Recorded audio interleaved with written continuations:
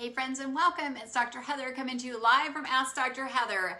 And this question goes out to many of you who question, how many carbs should I have? When should I eat protein? When should I eat fat? So I'm going to go with the majority of the questions because most people, I do have a select people who actually want to maintain weight and actually increase some overall body weight. But we're going to stick to right now some fat loss and body recomposition. So hey Judy, nice to see you. How is the weather there in Alaska? So as you're joining, let me know where you're joining from. I am coming to you live from Kansas City where it is snowy and the Chiefs are about to get ready to play. So it is going to be some fun football weather here in Kansas City. I think it's still in the low 20s. I just talked to my husband. He has been hunting since Thursday, and I think they had an amazing day today. I think they got maybe 20 pheasants, so I know what's going to be cooking in my house this week. But I did fill my table here with some foods, but I do want to remind everybody today is Sunday, Monday, which is 24 fast. So I do intermittent fasting every day and eat in a 6 to 8 hour window. And then every Sunday to Monday, I do a 24-hour fast once a week. So it just helps me reset my metabolism, it increases growth hormone, it increases my brain-derived neurotransmitter, so it's a great way to get my brain reset for the weekend. It really resets my sleep, it resets my hunger hormones, my leptin and ghrelin. So Sunday afternoon, I have my last meal around 2 or 3. I almost kind of forgot to eat since my husband's gone. I got a little carried away with cleaning. I don't know what, something about snow and rain, it makes you want to clean. So I have my last meal around 2:30, and then I won't eat again until tomorrow. And then one time a month I do an extended fast, which is about a 3-day fast, which starts today and I end generally around Wednesday morning. So this happens to be that week I do extended fast. So one time a week I do a 24-hour fast. Some people call it OMED, which means one meal a day. I do a 6-18, 8-16, where I actually eat in a 6 to 8 hour window every day, except for the one day a week I do a 24 fast, and then one time a month I do an extended fast. So this is the day, Sunday, I don't eat tonight. So this is also my reboot, we call it, my reboot week where I do an extended fast. But I also want to talk about meal planning. I'm getting so many questions. I know I've been teasing people with our amazing meals that we have been collaborating with, which are farm to table meals that come straight to you, which are gluten-free, antibiotic-free, hormone-free, perfectly formulated, whether you're low carb or keto. They're soy-free. I know I've been showing them to you. Many people have too. So I actually had a couple wrappers here. Pam and I actually tasted a couple last night, and I didn't show you because we were making waffles, but they come right like this. I know they're not available to everyone, but people say, how many carbs should I have? Can I have a sweet potato? Can I have a white potato? So carb tolerance and your carb allowance all depends on you. I have some people, or know some people who can have 200 carbs and still be in natural ketosis. Some people have 15 carbs and that's their total carbs. I don't do net carbs, total carbs, and they have to stay at 15 carbs and have really 7 to 8 hours of sleep, minimize stress to stay in natural ketosis. So my questions when people ask me how many carbs can I have, I don't know. It depends on your metabolism because we're all unique individual beings. It depends if you have any hidden food allergies. It depends on your stress level. It depends on your workload. It depends how much you work out. It depends on the health of your cells. It depends on if you take pharmaceuticals. It depends on your liver health because your liver goes and grabs your ketones from your fat and uncouples it and breaks it down. So it's a lot of questions. So somebody said, can I have a sweet potato? Well, it is in the third category. It's a 3 times the glycemic index of something like broccoli. So yeah, you could have it. You just have to factor it into all of your carbohydrates. So could you have it? Yeah, but it may be that's the only carbohydrate you can have for the day. So you just have to factor it in. So you have to calculate that in. Can I have it? Well, yeah, but that could be the only one. So you have to pick what you want to have. So me, I'm a volume eater. I'd rather have 3 heads of cabbage at 9 carbs than a third of a cup of sweet potato. But sometimes you do want a sweet potato and you want to have a third a cup, or you want to have a third a cup of pumpkin, which is about 10 carbs versus 2 cucumbers. Or so some of it is just, you just need to know where it is. Originally, before there was exogenous ketones, my normal plan of action would be for someone who was going on a ketogenic diet, I would have females. Again, it would depend on the person, lower their carbs all the way down to 25, males down to 35. But again, we have to know where you're starting. If you were starting at 400 carbs, then we would stair step that down maybe to 300 for 10 days and 200 for 10 days and keep lowering it down. But if you're a person who's doing 100 to 125 carbs, we go down to 75 for a few days, then down to 50 for a few days, then down to 25.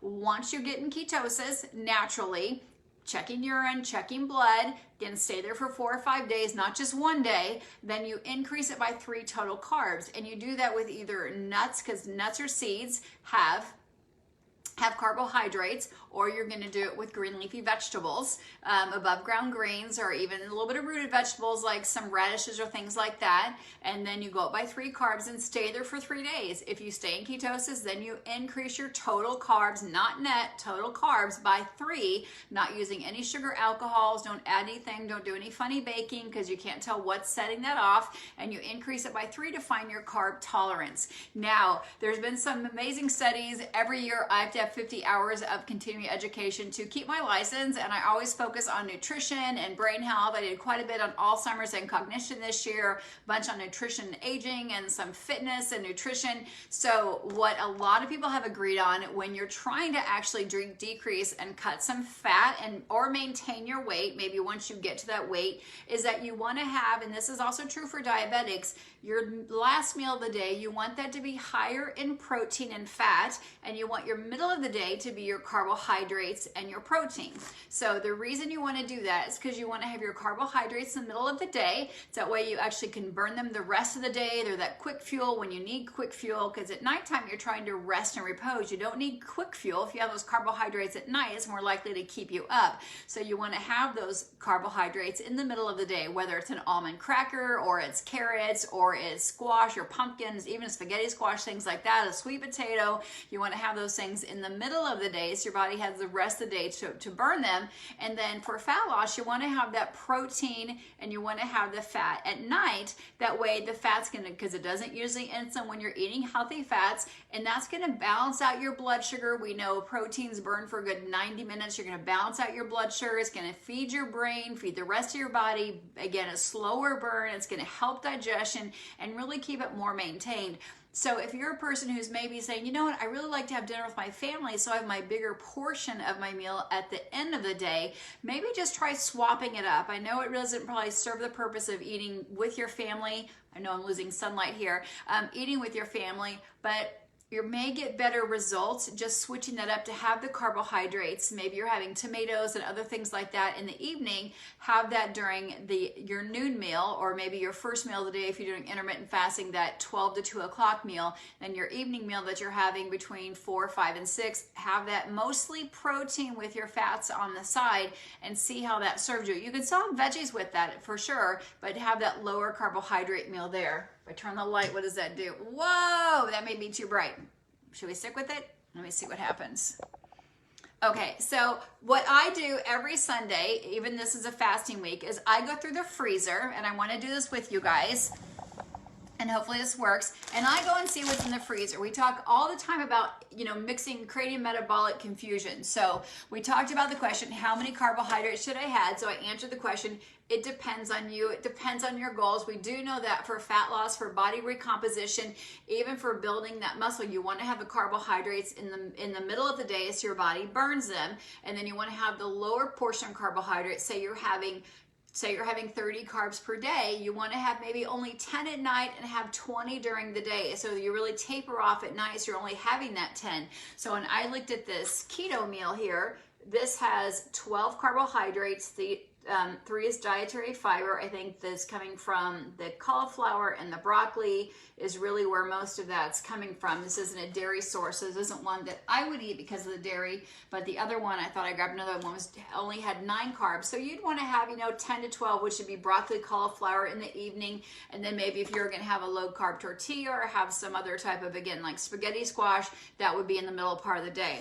So if I was lining out my dinner, and hopefully you guys can see this, I just went out to my freezer and I grabbed food. So we do buy farm fresh food. So I'm going to actually just lay this out for you guys, and hopefully this works like I want it to. So let's say we're going to have beef on Monday. This is a pound of hamburger, so I could make meatballs, I could do hamburger patties, I could make a meatloaf. It's just my husband and myself, so I'm going to say beef on Monday. I have a young chicken, so we'll do chicken on Tuesday. I've got fish here. So I've got some cod out in the, cod and halibut actually out in the freezer. So we'll do this on Wednesday. See how this works for 2 people. I do have 2 pieces of pheasant breast because you want to mix that up. So that is Thursday.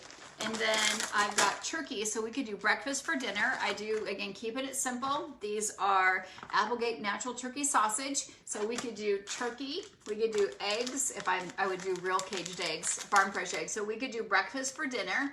And I made some chihuahuas yesterday. Lots of fat there. So, and that's all out of almond flour. So I could do eggs on Friday. So we'd beef on Monday, chicken on Tuesday, fish on Wednesday, pheasant on Thursday, and then we're back to doing eggs on Friday.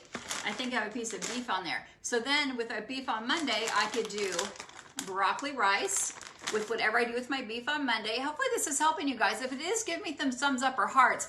Oftentimes people are like, I don't know how to do dinner. This is exactly what I do. I go out to the freezer, I get the tub, I make the meal. I was gonna go to the store today, but it's snowing. Hubby's been gone. As you guys know, I'm an amputee. I'm not wearing my prosthesis right now. Not safe to go on crutches. Still can't get in my garage, too much stuff. So anyway, I grabbed some green beans. I'll do green beans with my young chicken on Tuesday. Super easy. I'll put some butter in here, maybe some almond slivers for my fat, adding my fat in.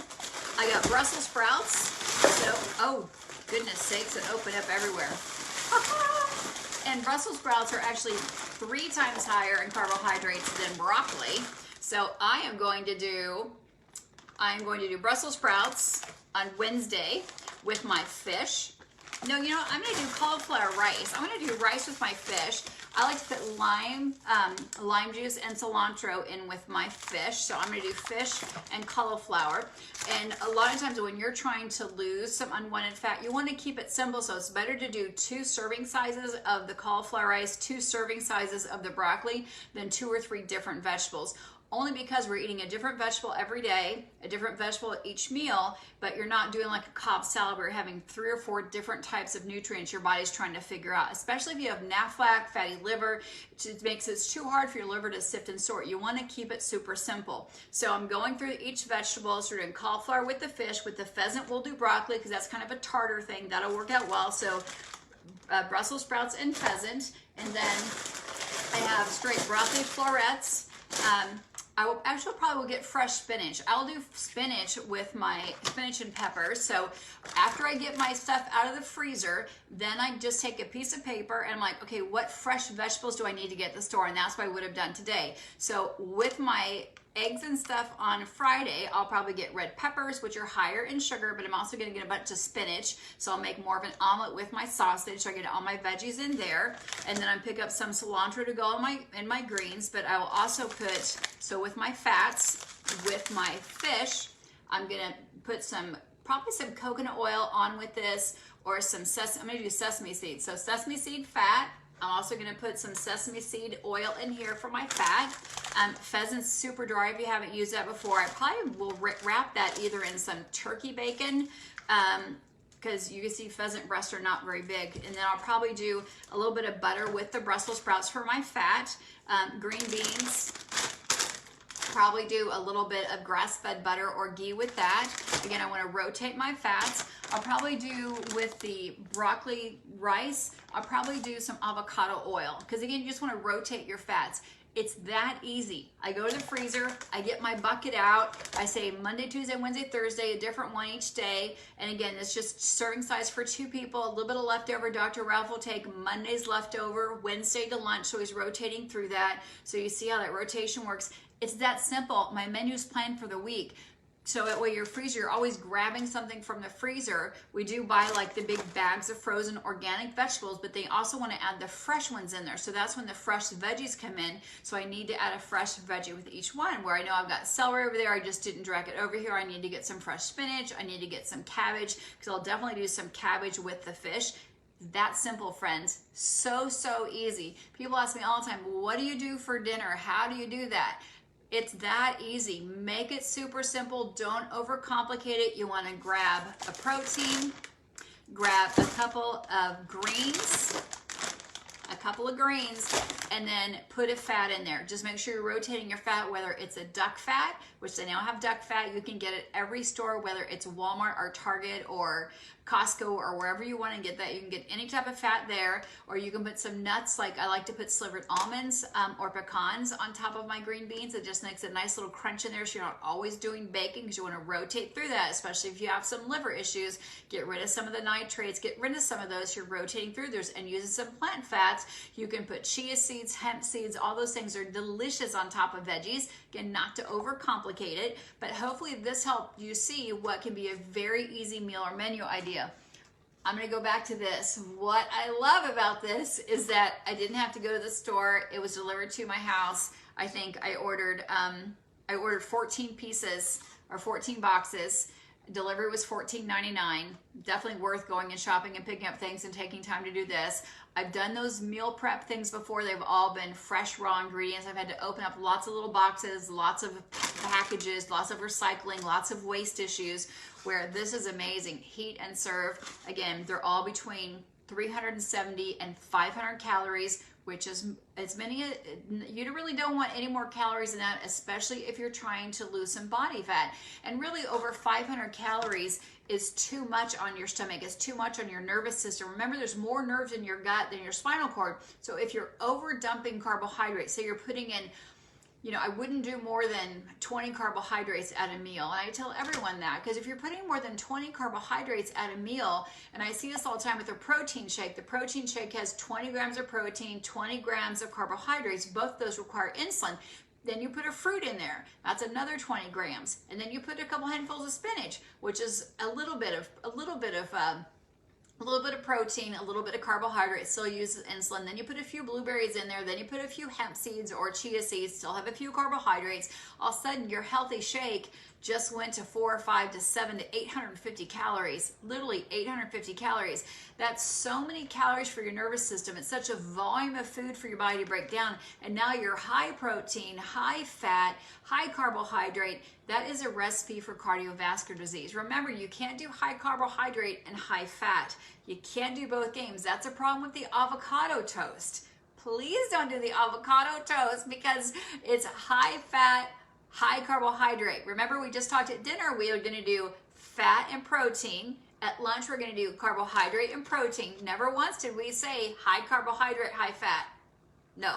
But on your sweet potato, with that being said, when you are having a sweet potato, you do want to add a modest amount of fat to it to slow down the glycemic index, to slow down the surge in the blood sugar. Throw some cinnamon on there to help with digestion. It's a great antioxidant. It's great for digestion. It's great for blood sugar. So when you are having a carbohydrate, like a donut, put some peanut butter on top just to slow down, a smear of peanut butter to slow down the glycemic index. When you're having a bagel, put a smear of nut butter on there. I got the cashew cream cheese, which is amazing. Cashew cream cheese to slow down that glycemic index. You're not having such a peak in your blood sugar. So hopefully this helped everybody out. Please let me know who's doing the 24 fast, who's doing our monthly reboot, who is still in the game for Core 4, and what is your streak on.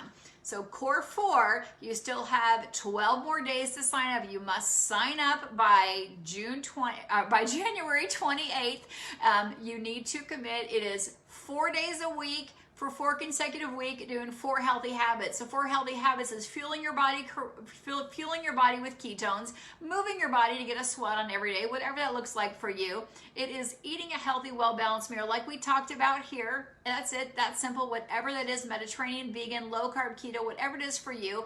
And then sharing your journey with everyone. Let everybody know what you're doing. It's that simple. And amazing prizes, up to $34,000 in cash prizes, plus lots of other great prizes going out. So if you're doing Core 4, let me know what streak it is for you. If you want to join Core 4, then let me know and I'll help you set up your app so you can have some accountability partners and get you going. You just need to start by the 28th of January. So we have everybody completed by the end of February so we can celebrate everybody in March. So excited, excited, excited. Thank you guys for joining me. Again, let me know where you're coming from. Yes, you can absolutely share this. Sorry, this was not a Q&A session, but I wanted to make this simple. I do this every Sunday. I go grab a bucket of food from the freezer. I see what fresh, we don't have any fresh vegetables. I have celery. Literally, only thing I have left is celery, which means I did a good job planning last week. and this is my fasting time. So with that being said, have an amazing night. Linda, thanks for joining. Wendy, thanks for joining as well. Great to see you all. Have an amazing evening, and let's go Chiefs. So hopefully you guys are Kansas City fans and you guys are here for the playoffs. So it's going to be a fun game tonight. Have a great night, guys, and we'll see you guys soon. Bye-bye.